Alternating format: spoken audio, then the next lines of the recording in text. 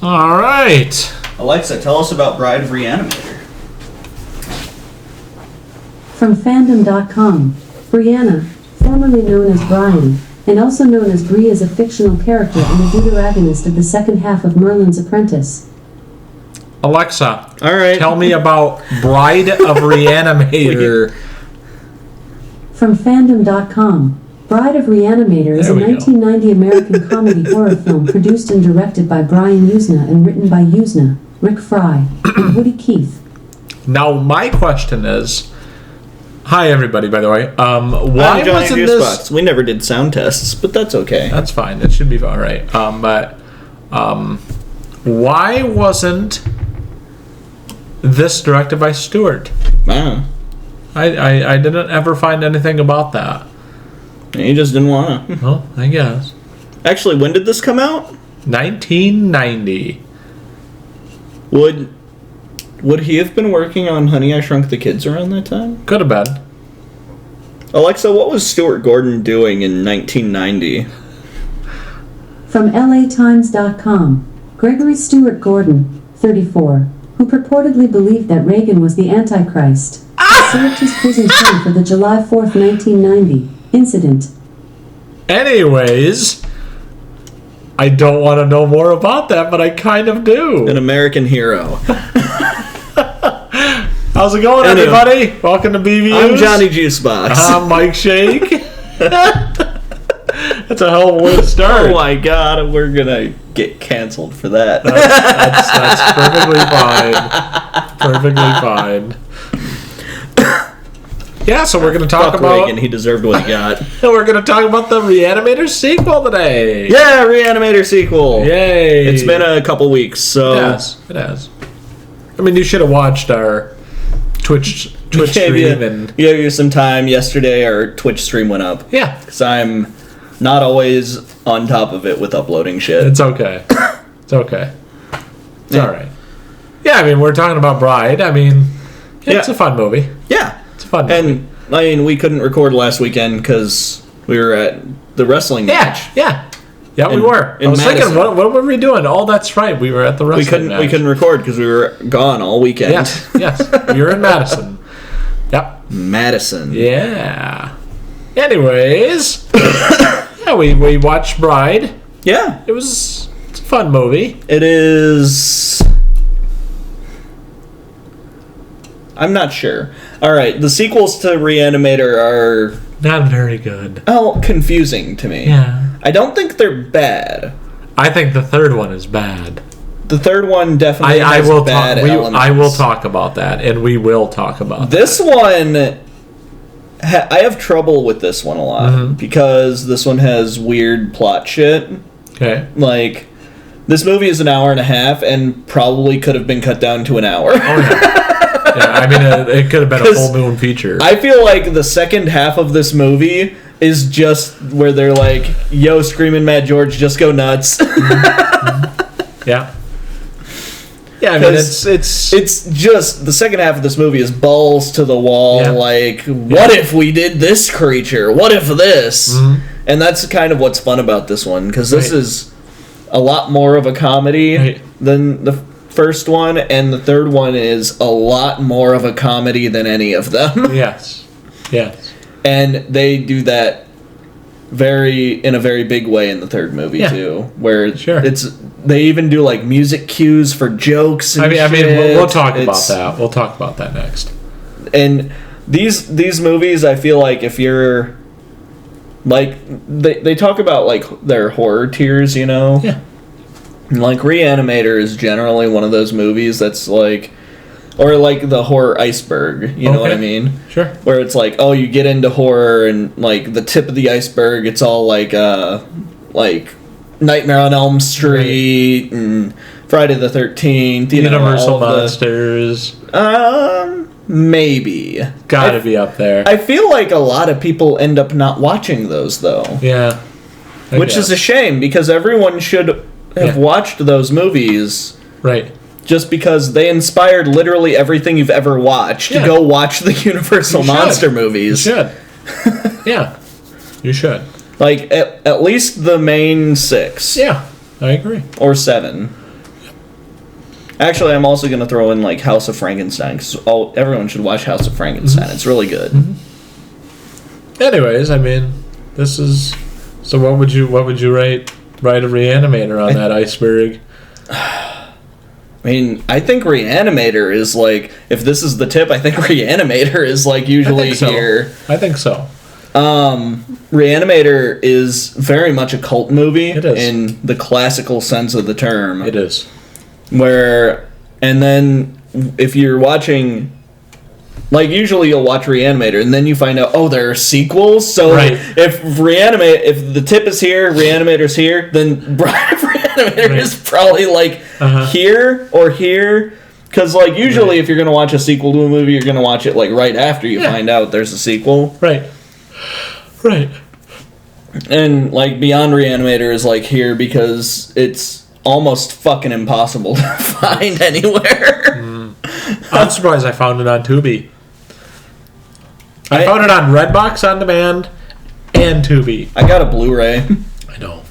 I wasn't gonna bother you for. I'm kind of happy I did. Yeah. Yeah. Okay. Because based on your experience watching it on streaming, sounds like a goddamn nightmare. It was a fucking nightmare. It was honestly a nightmare. Because I had to like I was watching it at like last night when I was texting you. So that was like what, 1 o'clock in the morning. So I had to have it like turned all the way up.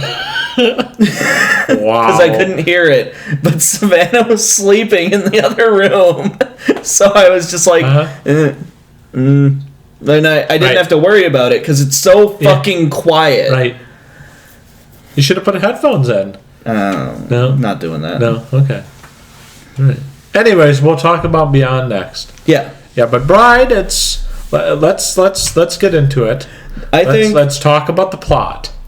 The entire plot of this movie is that Dan and Herbert West are working as doctors now, even though neither of them graduated from college in the first movie. Right. And now they're doctors, and they are stealing body parts from dead women to bring Meg back to life, or at least her heart. Sure. And that is the entire plot of this movie. There's nothing else. Right. This movie is like 96 minutes long. I wouldn't say I dislike this movie at all. It's a very fun movie. Right. It's just like there isn't much to there's nothing happening really. There's nothing much to it. So if you're like very plot driven, like if your mind is plot driven, right? I mean, this is not the movie you're going to watch anyway. You should probably skip this one, even though I hate saying that. Right. But you're going to have trouble with this movie. Yeah. Now, this movie has great special effects by Screamin' Matt George and is incredibly fun to watch. Yeah. Like, if you just want to go still though, the plot's a little Yeah, it's not very good. And you don't have Barbara Crampton. Right. Although Barbara Crampton was dead, so... Huh? She died at the end of the first... Oh, yes, Meg. Yeah.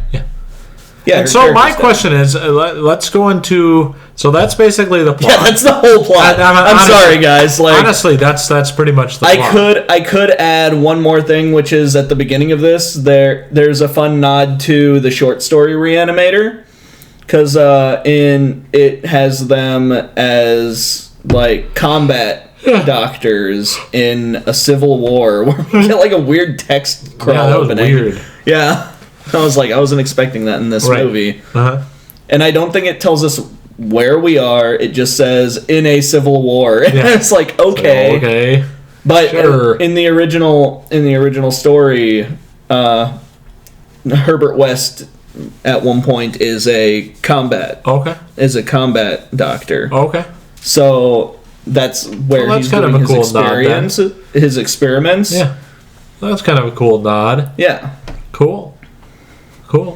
Because I thought that was very random how they opened up that movie. No, that's why it was. Right. Because they were like, nah. Right.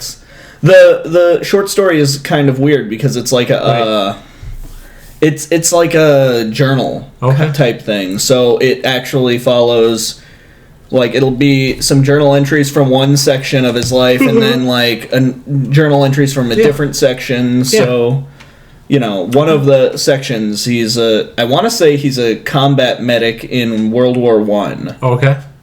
All right. So this takes place in the 20s? Well, H.P. Lovecraft was writing it in the 20s, so, Yeah. he would have obviously attached it to that war. Yeah. Okay. So that's probably why they were just like, it's the 90s. What happens in the 90s? Civil wars in other countries. Yay. How did they end up here? Right. I'm going to tell you one thing. I don't know how doctor residencies work, but I don't think it works like they portray it in these movies. No. Because I don't think you can just be like, I'm going to do my residency in a prison that I chose. Right. Or I'm just going to be a combat doctor now in a civil war. I don't think that's how that works. I don't think you can just choose to do that. I don't think that's how that works. Who knows? Right. Okay. So let's go on to the good. All right, the good. Yep. Special effects. Yep. All of these movies have great special effects. Right. Even beyond. I mean, that was a lot of CGI, though. It wasn't a lot of CGI. A lot of CGI. It wasn't a lot. It was occasional. The only thing I think that was really CGI was when the guy was cut in half and walking around on his hands. Sure. I think that might have been CGI. Yep. And I think it was only CGI enhanced. Right. So it didn't look terrible. Right. Well, we'll talk about that. Yeah. Yeah, we'll talk about that. But there's no CGI in this movie. Right. That I could pinpoint. Yeah. There's some awesome stop motion. Yeah. That little eye, the fingers that he sticks together with the wire. Right. Eye. Right. Dude, that's such a good old school comedy scene is when the doctor or when the police officer comes in.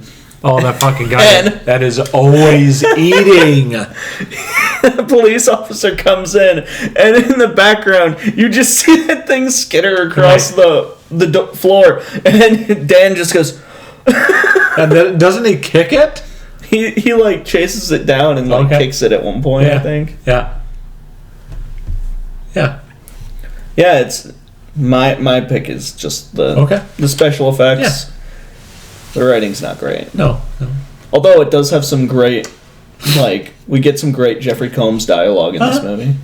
I was going to say that too. I think it's the character interactions that's my favorite. Yeah. Yeah. Because we've got, I always forget his name, but the guy who plays Dan. And it's the same guy from the first movie. Uh-huh. I liked him though. And they have the same guy who plays the other doctor. Yeah, Dr. Hill. Dr. Hill? Yeah. Yeah. I mean, that's what I like about the movie. They show more of Dan and Herbert's relationship now. Yeah, I feel that they're just getting sick of each other. After Meg died, Dan just kind of was just well, I guess I'm just living with Herbert West now. Yeah, right, literally. So I mean, I kind of like that. I also like to. What the hell's her name? Fabiana. Francesca? Yeah, Francesca. You know what she was in? What? One of my favorite movies when I was a kid. Yeah? Austin Powers International Man of Mystery. Who was she in there? A lot of vagina. Because I was saying, man, she looks familiar. And I looked up her wiki and it's hey, that's a lot of vagina. Oh, I love that movie. I love that movie. Yeah, so I mean, I like the cast and characters. I didn't like that Barbara wasn't in here. Yeah, but she actually said it was on trivia. Yeah, that she didn't return because due to soap opera obligations. And then she said in an interview in 2011 that her agent didn't want to do it, taking on a role that was a bad movie or to have such a minor role. I was kind of. It would have been a very minor role. So is my question is going back to somewhat of the plot, or I can even include this in the bad, which is very confusing.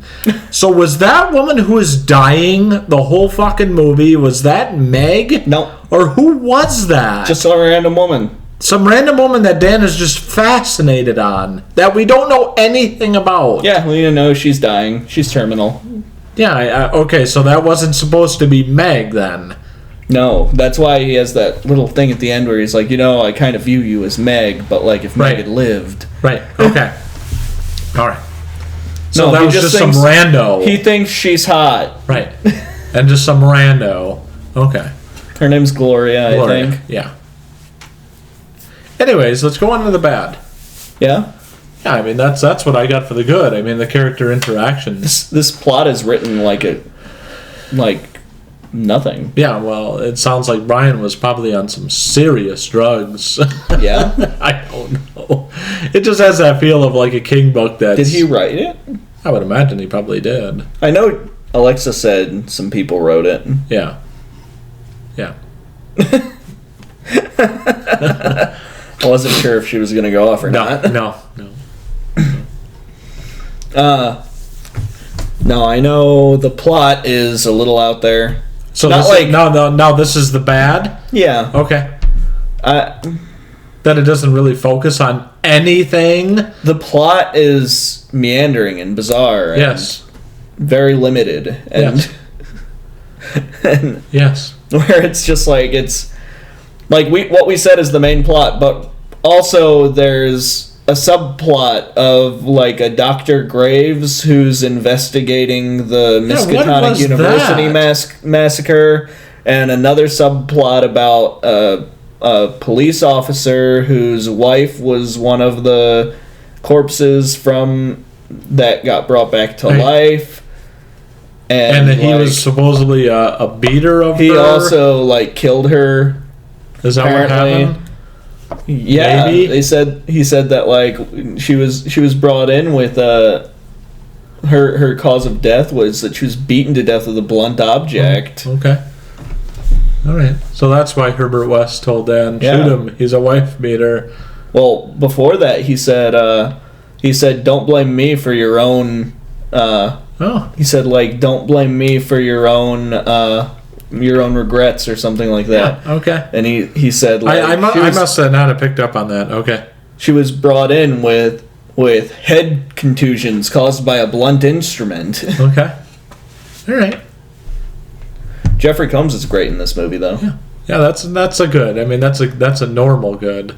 And good fun dialogue with people. Like I just love that scene where this goes in the good, but I love that scene where like he's talking to Francesca and Jeffrey Combs just comes in like from off screen, walks up to him and just says don't let the little head dictate what happens in the big head, Dan, and just walks away. Yeah, and he just walks away.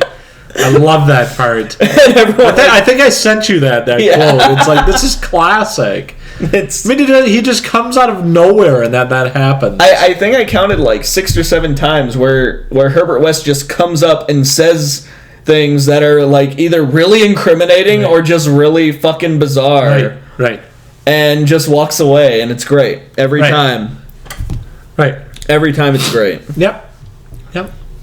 That's a fun part. Okay, yeah. So now are you done with the bad? Just the plot? All I can think of for the bad is the plot. Okay. This movie might also be classified as sexist, maybe, but that would go in the ugly. Yeah. I mean, this is a very classic concept of making the perfect woman. Right. And I like that scene of. I'm always trying to figure out, like, who the fuck Herbert West is. Mm-hmm. Like, what is he like? You know what I mean? Is he a bad guy or is he a good guy? I mean, this movie establishes he's very clearly a bad guy. Right. But he's doing bad things because he wants to do good things. Yeah. And, that's a very classic motivation. But I'm always trying to figure out, like, what is it about him? He's always just like, because especially in the next movie, he always, like, questions, what's his face's stupid Howard. Titanic man's motivation. Howard. Howard. Yeah. I think he plays, like, Corporal Sean in Call of Duty. We'll talk about that in the next one. I love that when I looked up that character, it popped up with the actor who played him as a kid. Yeah, I was very happy. And I was just like, apparently he's never done anything else. That's really bizarre for someone who was the lead in a movie, even like a B movie. Yeah. Right. And I was so upset driving home when it's like, oh, that wasn't him. God damn it. He was in Titanic before that. I can't believe that. I don't even know what character he was. I think it was like something Ryan. Tim Ryan? No idea. I don't know. I remembered it being like I was just like, there are 150 characters in fucking Titanic. I have no idea who this person is. No idea. No clue. And he looks kind of just like every other white guy. He's just some guy. Yeah, he's terrible. We'll talk about that later. But I recognized the character that he played in Sons of Anarchy. Okay. Even though I haven't seen that show. Okay. So Declan must be like a big character. That's pitiful. That guy is not a good actor.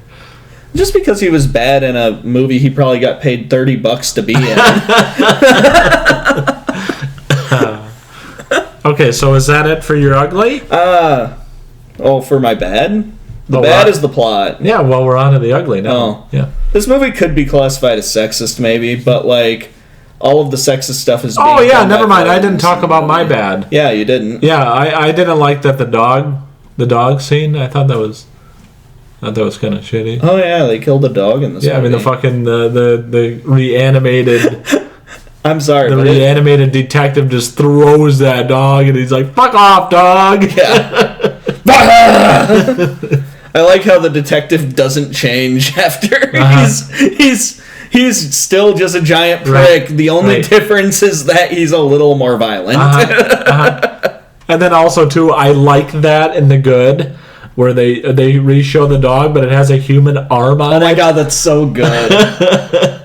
Because another one of the subplots in this, because this movie is full of subplots without any actual plot. Yeah, pretty much. Because really, you could kind of classify even the main plot as a subplot, because it's not really... It's weird, because the plot isn't an active plot. It's like a background plot. Right. Because the main plot is that he's building a woman, but we don't actually... None of that's actually fully explained properly at any point. Right. At least, like, verbally. Yeah. It's all just, like, implied through things you're seeing. Right. So I was like, man, it's a good thing this movie is called Bride of Re-Animator. Otherwise, I have no idea what the fuck is happening. True. Very true. Very true. Yeah. So actually, that's my I kind of had no idea what the fuck was happening through any of the movie anyway. Yeah, but I know. Actually, maybe I hate this movie. I'm kidding. This movie is great. People should watch this movie. I think I gave it a 7. Did you really? I think so. I would give it a 6. I think I gave the first one a 9. I think that deserves an 8 or a 9 because for how pivotal it was. The first one I gave a 9. The second one I gave a 7, and I think the third one I gave a 6. Oh. Because despite... we'll get into it. Maybe give that a 4. We'll get into it. But despite all of the bad acting, I actually enjoyed it for the most part. Sure. We'll talk about that. Yeah. But yeah, that's my bad. So what would you say your ugly would be? This movie could be classified as sexist. Maybe. Okay. There's a lot of nudity. Like even for like a Re-Animator movie, there's a shit ton of nudity in this movie. There is. That being said, like it's the whole concept is about like creating the perfect woman out of parts of different women. Right. Which is that's shitty. Shitty and weird. Shitty. But at the same time, we have 2 villain protagonists. So which is the thing. Just because they're a protagonist does not mean they're a hero. Right. Those are different things. Right. It's a villain protagonist. Herbert West is not a good guy. And actually, I would make a bigger argument that Dan is our protagonist. And Dan really They established that, like, the first time he's ever injected anything with the serum, apparently, is, like, when he injects Meg's heart in this movie with the serum. Or, didn't he do the cat in the first one, or is that Herbert? No, that was Herbert West. Okay. All right. Okay. And so, like, he's just like, wait, let me do it. And that's what makes it a big thing. And then after they've created her, she's like, I'm kind of talking myself out of this. At the very end, they create her, and then it's... This movie, we'll get into it with the themes. It has really cool themes. Now we're still talking about the ugly? Sure. What do you think the ugly is? I'll just ditto you with I'm talking myself out of it. I don't think this movie is actually sexist. Yeah. But I'm saying it could be. There's themes of There are themes that could be classified as sexist. Yes. Even though I would argue that the themes that we're talking about aren't actually the themes of the movie. The theme of the movie is actually the opposite of what you could take these themes as. Right.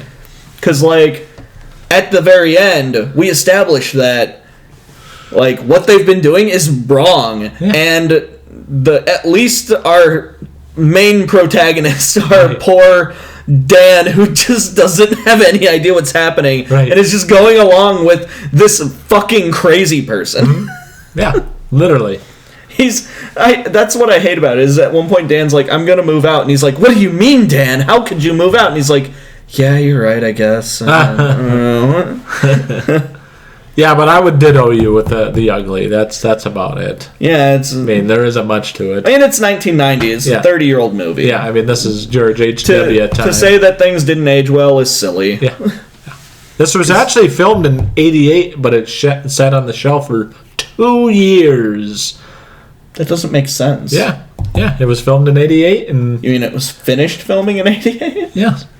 So it sat from 88 until 90. Yeah. So it sat all through 88 and all through 90. Yes. Okay.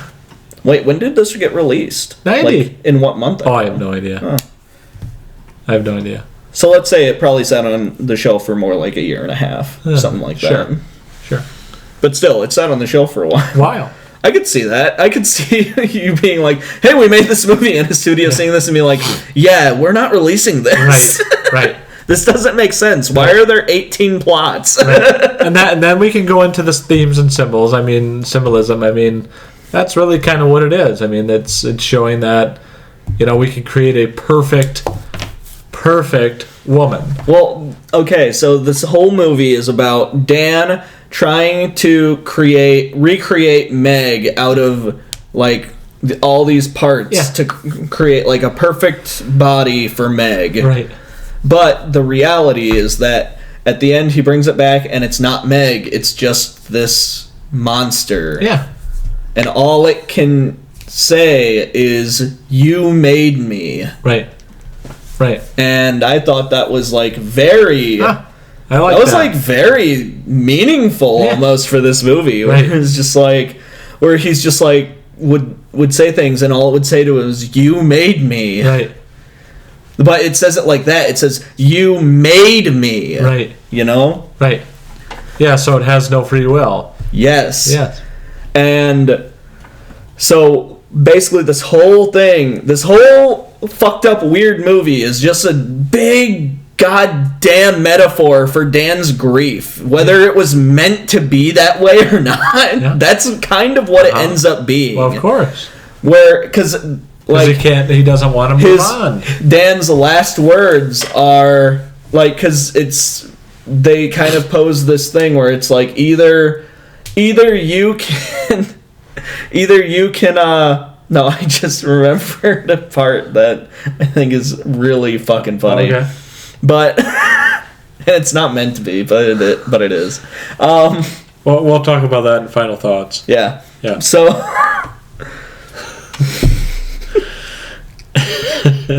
anyway, so at the very end of the movie, Dan is posed with the option to save his girlfriend Francesca or save the creature that he created. Right.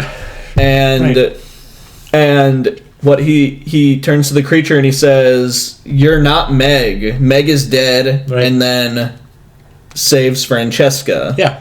And they come out of a grave, right? Yep. And then they come out of a grave. It's all symbolism. But he saves Francesca, takes her out of the grave, and it's all symbolism for Dan moving on. Yep. Finally being able to move on past Meg's death that he had a part in. He did. Yes. Because of the zombie who strangled her to death. Yes. Which he helped create because he just went along with his crazy ass roommate. Yeah. This is what happens when you have bad roommates in college. Right. Sure. Anyways, I think that's a perfect symbolism to go on. Also, I another little piece of symbolism that I picked up on this time I watched was there was a part where every time it shows the zombie police officer and his zombie wife together after he becomes a zombie, his wife is beating him with a cane, and I kind of love that. Yeah. Yeah, I like that too. Yeah. She can get back at him. There's a great part where he's holding on to Francesca and he goes, "It's okay, my wife doesn't mind," and his wife is hitting him with a cane. Yeah. Yeah, that's true too. Yeah. Fuck that guy. The part that I was laughing at was I just remembered the part where he goes, everything is going down, and it probably was meant to be at least partially funny, or at least the dialogue was meant to be, and she's screaming and her head starts going back, and it's really fucking cool effects by Screaming Mad George, right? And her head's going back, and it's just keeps going back, and Herbert West just very calmly says Dan, take total tissue rejection. Dan, take notes. Right. All right. It's thanks, guy. And then that was happening, and I was just earlier he fused a dog and a person, and it didn't reject. What the fuck? Right. I like that. Oh, that was a cool effect, though, was when all of the body parts are just was awesome. Pulling apart and shit. Man, this whole movie is just really fucking cool. Right. If you're into special effects, watch this movie. Yeah. I like, too, with Hill's head with the bat. I like that. There were a few, sections where he's flying around that were a little sketchy. You could see that's gonna happen. The green screen, the wing partially went off the green screen or something like that. Right. But I like that. It's all fine. Yeah, I liked it. It was fun. I did too. And it was fun that was foreshadowed earlier in the movie when he was injecting in the completely different side plot of Dr. Graves. And I also love when Dr. Hill comes back. Yeah. He goes, "Dr. Graves, I remember you. Your theory was stupid." Right. And he just starts shit talking him. Right. And I was like, dude, this is the most Dr. Hill thing ever. The only person I would expect this from more is Herbert West, because Herbert West just shit talks the science of everybody. Sure. I like it. Yeah, I mean that's kind of a final thought. I mean, I think it's a fun film. It is a fun movie. It isn't the greatest thing you'll ever see, but this is Bride of Re-Animator. If you're looking for meaningful cinema, maybe Bride of Re-Animator isn't for you. Sure. I mean, it's a fun film. But it has themes and plot, kind of. It has plots. Lots of plots. If you like plots, you'll love this movie because it's got a ton of them. There's a lot of plots. A lot of plots. It's just fun. Some of them kind of just hang there at the end, too. They don't really resolve. No. Like that whole plot with Dr. Hill and Dr. Graves. I think it resolves with Dr. Hill and Dr. Graves ends up locked in a room and Dr. Hill escapes. And that's Well, Dr. Hill is holding Meg's heart at the end. Is he? Yes. Oh. Yeah. I feel like there was supposed to be a different sequel to this movie than what they got. Right. Yeah, because we don't know what happens to Dr. West. Because he's still in that pile of rubble. Yeah, because Dr. West kind of Yeah, it's really weird. Mm-hmm. Yeah, because Dan and Francesca are the only ones who actually escape. Yeah, they escape, and then it kind of shows like Dr. West not being mauled, but like surrounded by the monsters at the end. Because at the end of this movie, like all of Dr. West's like weird creations just come back to attack him, and it's you know, it's a very interesting story to me because in this one the protagonist and the antagonist are best friends and constantly working together. Right. Is it also? I just thought of it. Is it another theme or symbolism where you, if you're created by God, you can turn on your creator? Is Brian used to say that? I don't know. I mean, you never know. I don't even think Brian Usna meant to say the shit he did say in this movie. And you're like, do you think he meant something existential? And I'm like, no. I mean, I thought I'd try. He might have. He might have. You don't know. It is cocaine-fueled rage. I mean, you never know. Cocaine-fueled rage. Yes, the cocaine-fueled rage of Brian Usna. Because I think this is before the dentist, so... Really?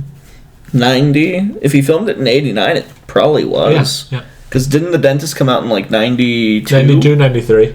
Yeah. So yeah, this one, we'll cover that sometime too. He probably made this right before then. Yeah. Anyways, this might have been his last movie before The Dentist. Maybe. Who cares? Oh, I thought you were going to say this is his last movie, and then you said before The Dentist. No, it can't be his last movie because he made Beyond Re-Animator. He did. And that came out in 2003. Right. Yeah, so you get a 13-year gap. Yeah. You get a 13-year gap. Jeffrey Combs, not terrible in it. No. We'll talk about it next. Yeah. That or Cheap Rent is next. Oh, Cheap Rent is always next. It is. In time. In time. I mean, that's all I got for Rider Animator. Yeah, I don't have a lot more to say. This is a pretty good movie, though. You should go and watch this. Pick up this cool Arrow copy. It's got a bunch of... I think it gets like 6 commentaries on it. Does it really? Yeah. Oh, kick ass. I think Screaming Mad George is on one. Nice. One is just Jeffrey Combs and what's-his-face, who plays Dan. Oh, okay. I can never remember his name. I know. It doesn't really matter. And I hate that. I know. I was going to write it down, but I forgot. I mean, I wrote down a lot of vagina, man. Anyways. Alexa, who plays Dan in Re-Animator? Dan Kane is played by Bruce Abbott in the 1980s. Hey, Bruce Abbott. We should have asked her. Bruce Abbott, he's great. I love him in this movie. Yeah. And I loved him in the last movie, too. God rest his soul. Is he? I don't think he's dead. No. Wait, Alexa, is Bruce Abbott dead? There's your answer. Alrighty. Well, thanks everybody. Thanks everybody for watching. Thank you, everybody. All these videos. Oh yeah. Videos. Like, comment, and subscribe. We have a video here, and like some stuff here, and stuff here. Yeah, sure. Here's more B views. Here's also more B views, because this is a B views video, so I put the B views playlists all over the place. Yeah, as it should be. Well, thanks everybody. Give it a watch. Subscribe. Give it a watch. Give Brian a Re-Animator. Watch Re-Animator. Yeah, it's on Tubi. Give it a watch. Yeah. Or pick up the Blu-ray. Is Bride of Re-Animator on Tubi? That's where I watch it. Always buy Arrow Blu-rays. Yeah. I didn't have a chance to buy it yesterday, so.